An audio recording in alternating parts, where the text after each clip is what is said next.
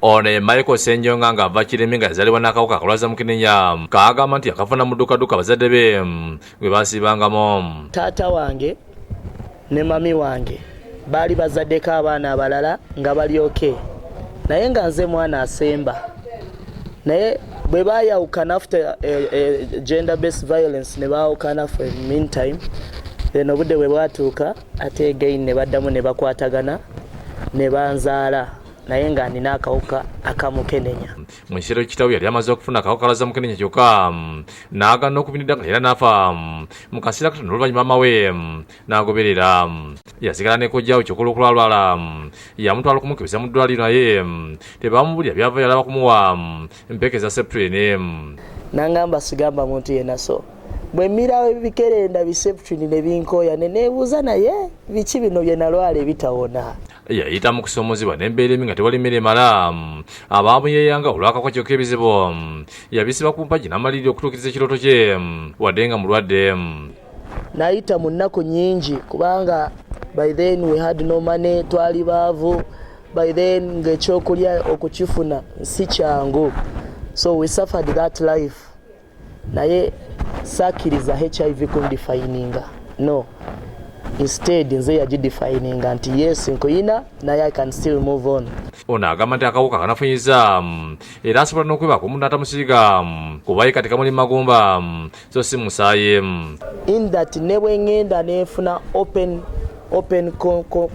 sex with maybe omuntu ali negative yinza obutamu infecting. Why? I've effectively taken my drugs. Mize bulungi eddagala lyange. Ategeeza nti yafuuka mubaka w'abavubuka balina akawuka nga beegattira mu kibiina kya Youth Positives mu bugwanjuba bwa Uganda ng'afuga disitulikiti ezisukka mu 11. Era mu Western Region twatandiseewo that tuli mu kukebera abavubuka betusanze n'akawuka ka Mukenenya tuba referringa mu malwaliro. Balina ekirooto nti bugunaawulira omwaka 2003 ng'abantu ebitundu 95 ku buli 100 abalwadde bali ku ddagala ebitundu 95 ku buli 100 abalamu tebannafuna kawuka era ng'ebitundu 95 ku buli 100 abazaalibwa tebafuna kawuka. Kubanga twagala creatingawo a HIV free generation. Abakayina tumire eddagala bulungi. Bwe tunaamira eddagala tetugenda kawa balala, kajja kukomya ku generation eno.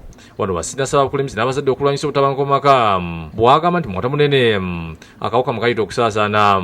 Kubanga tugenda kwawukana ate enkya tuddiŋŋane twesange nga tulina bye tusoloozezeeyo gye tubadde mu kaliivu, so nga tetunaba kwewaamu kaliivu leka tugonjole ensonga zaffe. Bannaddiini abasebe baleme kuwuliriza abantu nti siriimu awulira mu byamagero.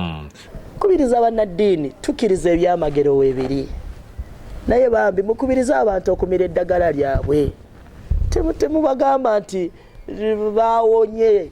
Nsibuga Stanley okuva Uganda Network of Young People Living with HIV/AIDS ategeeza nti abavubuka nga bano bayamba okulaga bannaabwe nti tebali bokka era ne basobola okulira wamu n'okwezzaamu amaanyi n'okulwanyisa ebyo bibanyiga.